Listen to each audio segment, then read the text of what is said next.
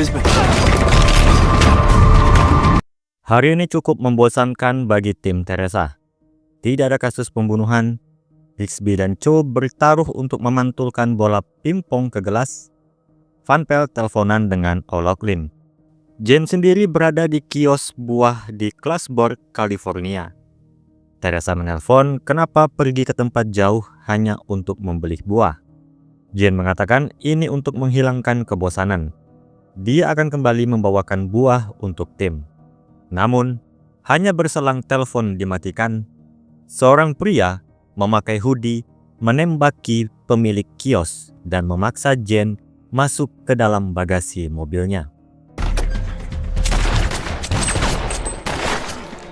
Pemilik kios balik menembaki dan mengenai bahu kanan penculik. Kesempatan itu dimanfaatkan Jane untuk kabur dan bersembunyi di satu tempat. Hanya terhalang satu pintu. Jane sempat menelpon Teresa kembali sebelum penculik masuk. Golden Delicious is fine if they don't have... 35 menit kemudian, CBI sudah sampai ke lokasi berkat dua orang yang menelpon 911 di lokasi yang sama tempat Jane berada. Pemilik kios itu tewas dengan 3 peluru 9 mm. Melihat ada darah dari arah lain, tampaknya pemilik berhasil mengenai penculik. Dengan uang pemilik ini masih ada, dipastikan pelaku memang mengincar Jane, bukan pencurian. Dan datanglah dua orang penelpon 911. Harold Keel dan Sherry Winger. Untuk Harold, deskripsi yang dia berikan memastikan tim kalau orang yang diculik itu adalah Jane. Sedangkan dari Sherry, dia hanya mendengar suara tembakan. Tidak berapa lama ada mobil yang mengebut berpas-pasan dengannya, mengambil tikungan keluar di jalan tol menuju utara. Mobil sedan, kuning kecoklatan, warna platnya biru dan ungu. Rigsby tahu itu warna plat Arizona. I think it was blue and purple. It's an Arizona plate. I'm on it. Kembali ke CBI, proses pencarian mobil dan analisis balistik masih dicari oleh Rigsby dan Cho. Craig O'Loughlin menjadi penghubung FBI untuk kasus ini. Dia menanyakan apakah ini perbuatan Red John. Teresa yakin tidak. Red John tidak mungkin melakukan pencurian yang tidak rapi. Satu-satunya kemungkinan adalah adanya orang yang ingin membalas dendam terkait kasus yang pernah Jane selesaikan. Madeline meminta Brenda, sekretaris pers CBI, untuk memberitakan Jane pada media, meskipun Teresa keberatan. A statement until we know something. I'm sorry, but that is not your call. Sementara itu di sisi Jane, dia dijebak di ruang bawah tanah, diborgol ke salah satu tiang besi. Jane menawarkan untuk mengobati luka tembak pada pria itu dan mulai menggunakan suara tenang untuk menghipnotis. Tapi tiba-tiba tembakan mengarah pada pria itu dan tewas seketika.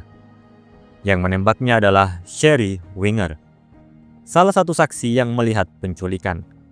Dialah penculik yang asli. Hello, Patrick. Sherry bertanya apakah Jane mengingat dia.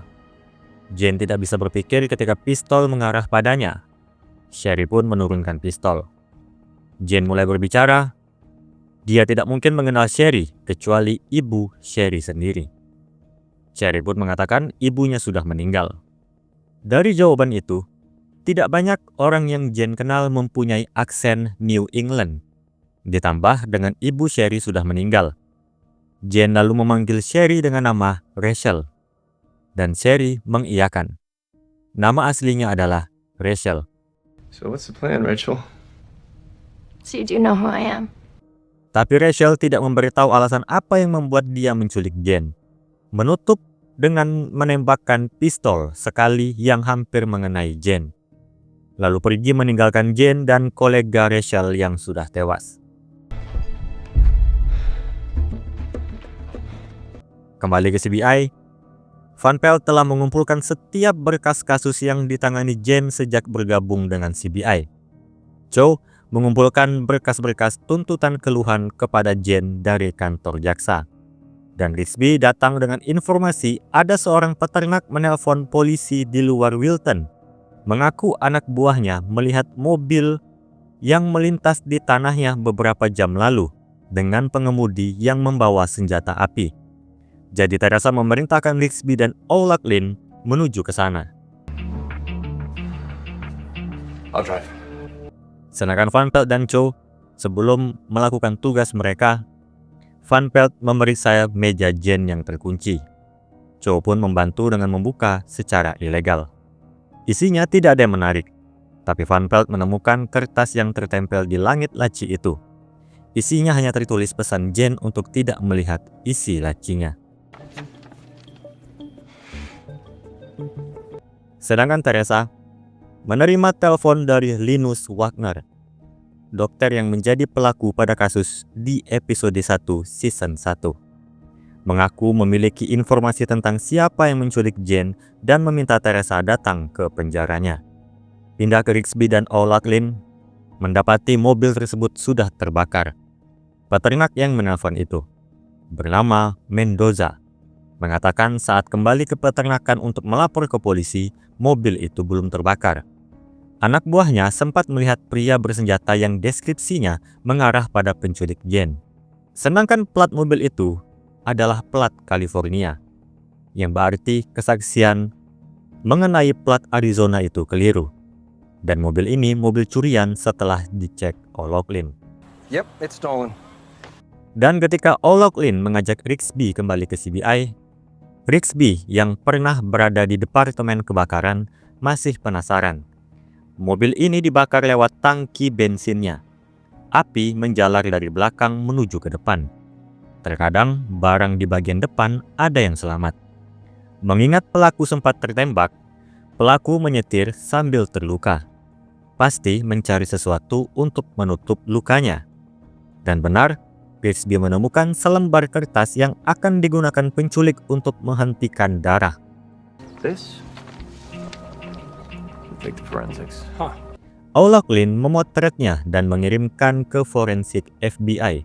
Dan akan diketahui darah itu milik pria bernama Fred Kittle.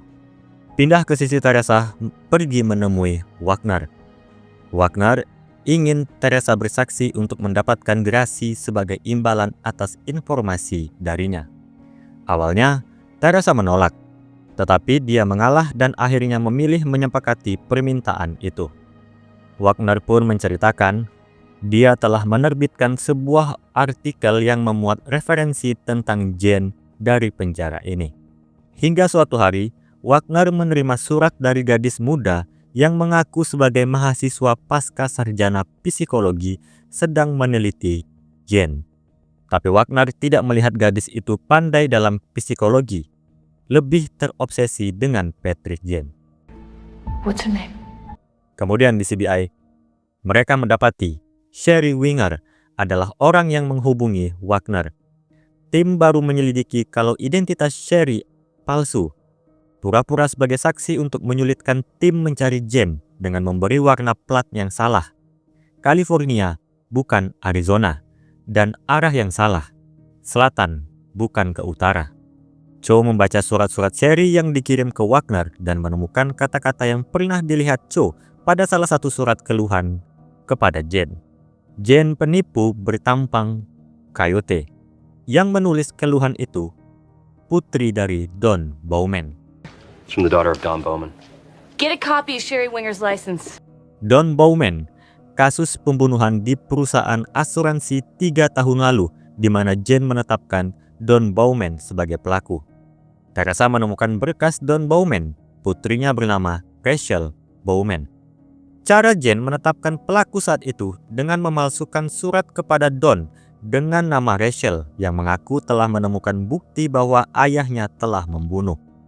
Dan Van Pelt datang memberi informasi kalau Don Bowman sudah meninggal di penjara 1 tahun lalu. Dan dia pernah satu penjara dengan Fred Kittle. Teresa meminta foto Rachel pada berkas kasus Don untuk menyamakan dengan foto SIM Sherry Winger. Wajah yang mirip menandakan bahwa yang menculik Jen adalah putri Don Bowman, Rachel Bowman. Done. But that's her. Get her address fast. Okay. Sedangkan di sisi Jen, Rachel sedang menyiksa Jen dengan alat sentrum sapi. Alasan dia ingin membunuh Jane benar karena tentang ayahnya yang mati di penjara, menganggap Jane yang sudah membunuh ayahnya. Kembali lagi ke sisi tim yang sudah mendapatkan alamat Rachel. Membobol rumah itu, tetapi kosong, berdebu, dengan hanya alarm keamanan yang berbunyi. Alright, let's get forensics in here and look for anything that'll tell us where she went. Rachel menerima pesan teks tentang alarm keamanan rumahnya yang berbunyi. Sebelum Rachel pergi, Jane meminta untuk membawa mayat kolega Rachel karena bau busuk semakin menyengat. Rachel justru mendorong mayat itu lebih dekat kepada Jane.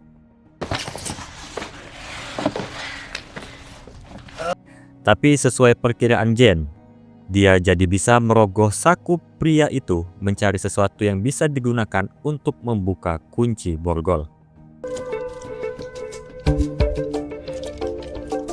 Kembali ke tim, Teresa berencana akan kembali lebih dulu ke CBI untuk memeriksa dokumen Rachel. Tapi dalam perjalanan, dia menerima panggilan dari telepon Jane. Tentu, Rachel yang menelpon. Teresa terpaksa menuruti Rachel pergi ke satu kafe karena Jane will be dead in 15 minutes. Clear? Clear. setelah sampai, Teresa diminta menaruh pistolnya dan pergi ke sebelah kafe. Pom bensin tidak terpakai. Disambut oleh Rachel dan membawa Teresa ke tempat Jane.